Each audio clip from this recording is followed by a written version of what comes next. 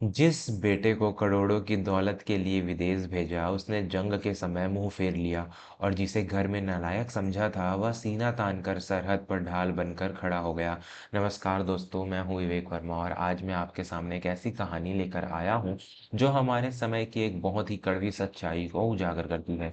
यह कहानी है राजस्थान के बाड़मेर जिले के एक छोटे से गांव रेतगढ़ की, जो सरहद से इतना करीब है कि यहाँ के लोगों को सुबह की अजान और मंदिर की घंटी के साथ साथ सीमा पार की हलचल भी सुनाई देती है। यहाँ रहने वाले सूबेदार मेजर रघुवीर सिंह एक रिटायर्ड फौजी थे, जिन्होंने अपनी पूरी जिंदगी देश की रक्षा में बिता दी थी। उनके शरीर पर लगे गोलियों के निशान उनकी बहादुरी के गवाह थे, लेकिन उनके दिल पर जो घाव उनके अपने ही बेटों ने दिए थे, वे आज भी ताजा थे। रघुवीर सिंह के दो बेटे थे। बड़ा बेटा सिद्धार्थ, जो बहुत ही मेधावी था और पिता के खून पसीने की कमाई से आज अमेरिका में एक बहुत बड़ी कंपनी में ऊंचे पद पर बैठा था। सिद्धार्थ को लगता था कि सरहद, देशभक्ति और ये मिट्टी सब केवल किताबी बातें हैं। उसके लिए जिंदगी का मतलब सिर्फ डॉलर और ऐशो आराम था। वही छोटा बेटा मृत्युंजय, जो पढ़ाई में तो औसत था, लेकिन उसका दिल अपने पिता की तरह ही फौलाद का बना था। मृत्युंजय ने पिता के नक्शे कदम पर चलते हुए सेना में भर्ती होने का फैसला किया। हवेली के दालान में हुक्का गुड़गुड़ाते हुए रघुवीर सिंह अक्सर अपनी पत्नी गौरा देवी से कहते थे, गौरा, मेरा बड़ा बेटा 7 समुंदर पार बैठकर दुनिया चला रहा है, मेरा छोटा बेटा इस मिट्टी की रक्षा कर रहा है। एक बाप के लिए इससे गर्व की बात क्या होगी। लेकिन उन्हें क्या पता था कि जिस बड़े बेटे पर इन्हें इतना नाज है, वह अपनी जड़ों को पूरी तरह भूल चुका है। एक दिन जब टीवी पर सरहद पर बढ़ते तनाव की खबरें आने लगी, तो पूरे देश में एक डर का जो और जोश का माहौल बन गया। खबरें थी कि कभी भी जंग छिड़ सकती है और इस बार मामला बहुत गंभीर है। पूरा गांव डरा हुआ था, क्योंकि सरहद पर हलचल बहुत बढ़ गई थी। रघुवीर सिंह ने तुरंत सिद्धार्थ को फोन लगाया। उन्हें लगा कि शायद बड़ा बेटा फिक्रमंद होगा। हेलो सिद्धार्थ बेटा, टीवी देख रहे हो? सरहद पर बहुत तनाव है, गांव में हलचल बढ़ गई है, शायद हमें यहाँ से हटना पड़े, तेरी माँ बहुत घबरा रही है। रघुवीर सिंह की आवाज में एक पिता की ममता थी। उधर से सिद्धार्थ की जो आवाज आई, उसने रघुवीर सिंह के हाथ से फोन छुड़ा दिया होता। डैड, आप लोग क्यों हमेशा इन फालतू की बातों में उलझे रहते हैं? ये इंडिया पाकिस्तान की नौटंकी सालों से चल रही है। और सुनिए, मैं अमेरिका में हूँ, यहाँ की सरकार ने साफ कर दिया है कि वो इस बार दखल नहीं देगी। अमेरिका इसे नहीं रोकेगा, तो आप ये उम्मीद छोड़ दीजिए कि कोई बाहर से आकर आपको बचाएगा। आप लोग बस आप अपना सामान बांधिए और किसी शहर में जाकर किराए पर रह लीजिए। मेरे पास यहाँ बहुत काम है, प्लीज़ मुझे इन बेकार की चिंताओं में मत घसीटिए। रघुवीर सिंह सन्न रह गए। जिस बेटे को उन्होंने अपनी पूरी जमा पूंजी लगाकर विदेश भेजा, वह आज उन्हें बेकार की चिंता कह रहा था। उन्हें समझ आ गया कि जब घर में आग लगती है तो दूर बैठा व्यक्ति सिर्फ तमाशा देख सकता है, पानी लेकर दौड़ने वाला तो अपना ही होता है। दोस्तों, जब अपनों का इन शब्द कड़वे हो जाते हैं तो इंसान अंदर से टूट जाता है। रघुवीर सिंह ने तो सिद्धार्थ को अपना सहारा माना था, लेकिन सिद्धार्थ के लिए उनके उसके माता पिता और उसकी मातृभूमि सिर्फ एक बर्डन यानी बोझ बन चुके थे। क्या आपको भी लगता है कि रिश्तों की कीमत डॉलर से नहीं बल्कि साथ खड़े रहने से होती है? बल्कि अगर आप भी इस पिता के दर्द को महसूस कर पा रहे हैं, तो मैं विवेक वर्मा आपसे एक गुजारिश, निजी गुजारिश करना चाहता हूँ।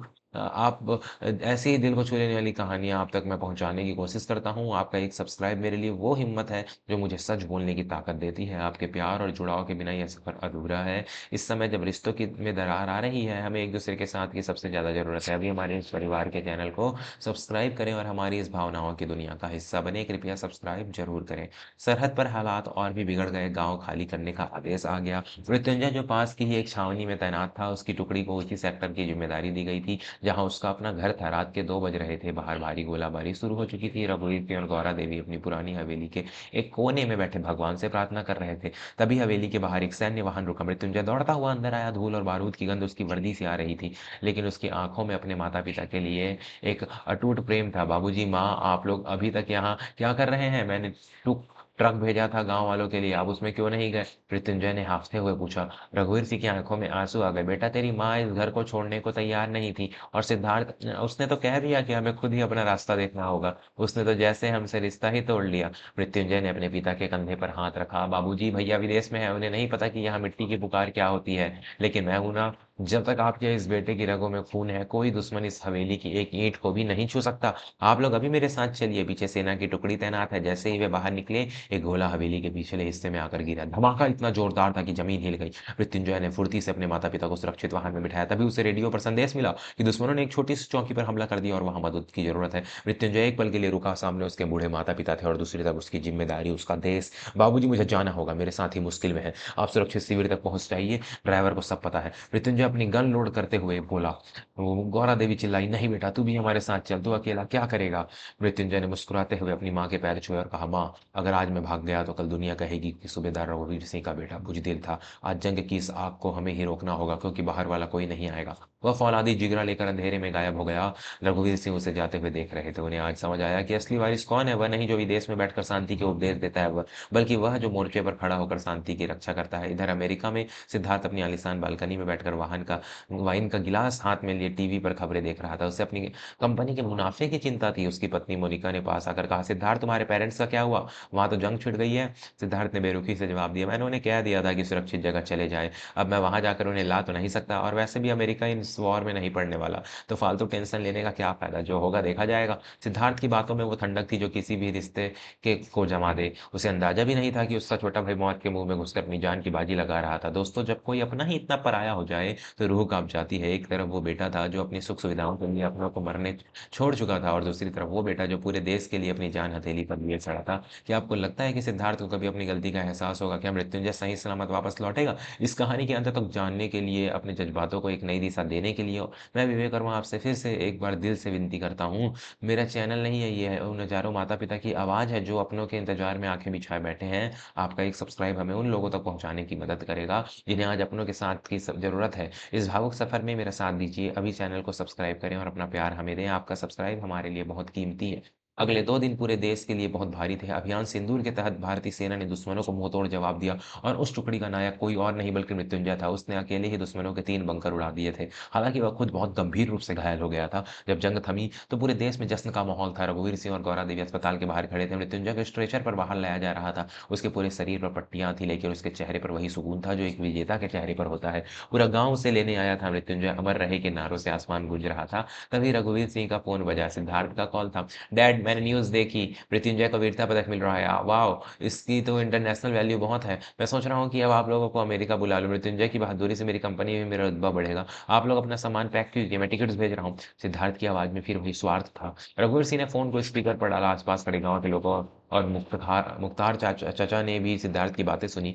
रघुवीर सिंह ने ठंडे स्वर में कहा, सिद्धार्थ, तूने कहा था ना कि अमेरिका इस जंग को नहीं रोकेगा। तू सच कह रहा था बेटा, बाहरी लोग कभी नहीं आते। लेकिन तू ये भूल गया कि घर की आग बुझाने के लिए बाहर वालों की नहीं, घर की चिरागों की ज़रूरत होती है। तूने हमें अब तब छोड़ा जब हमें तेरी सबसे ज़्यादा ज़रूरत थी। आज जो टिकट तू भेज रहा है उसे अगली कंपनी कि हम किसी मुनाफ़े में लगा लेना। हमारे लिए हमारा ये बेटा मृत्युंजय ही हमारा अमेरिका है, हमारी दुनिया है और हमारी जान है। आज से तेरे लिए इस हवेली और हमारे दिल के दरवाजे हमेशा के लिए बंद है। रघुवीर सिंह ने फ़ोन काट दिया और उसे ज़मीन पर पटक दिया। सिद्धार्थ उधर से चिल्लाता रह गया, लेकिन अब उसकी आवाज़ सुनने वाला कोई नहीं था। मृत्युंजय ने आँखें खोली और अपने पिता का हाथ पकड़ लिया। बाबूजी, हम जीत गए। रघुवीर सिंह ने अपने बेटे का माथा चूमा। हाँ बेटा, हम सरहद पर भी जीत गए और घर की जंग में भी। आज मुझे समझ आया कि असली वारिस वो नहीं होता जो वंश को आगे बढ़ाता है, बल्कि वो होता है जो सम्मान को बचाए रखता है। पूरे गाँव ने मृत्युंजय को अपने कंधों पर उठा लिया। वह हवेली जो कभी सिद्धार्थ के डॉलर के सपनों से गूंजती थी, आज एक शहीद के बेटे जो एक अब जीवित नायक था की जयकारों से गूंज रही थी। मेरे प्यारे श्रोताओं, यह कहानी हमें सिखाती है कि मुसीबत के समय जो आपके साथ खड़ा है, वही आपका अपना है। दुनिया की कोई भी बाहरी शक्ति या कोई भी विदेशी धन आपकी रक्षा नहीं कर सकता।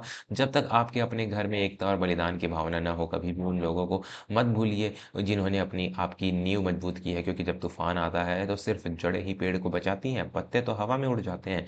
अगर इस कहानी ने आपके दिल को छुआ है और आपको अपनी मिट्टी और अपने रिश्तों की याद दिलाई है, तो अपने इस दोस्त विवेक वर्मा को अपना आशीर्वाद ज़रूर दें। चैनल को सब्सक्राइब करना ना भूलें, क्योंकि आपका एक सब्सक्राइब हमारी मेहनत को सफल बनाता है। कमेंट में जय हिंद ज़रूर लिखें और बताएँ कि आपको मृत्युंजय का जज़्बा कैसा लगा। अपना और अपने माता-पिता का बहुत ख़्याल रखें। धन्यवाद, नमस्कार।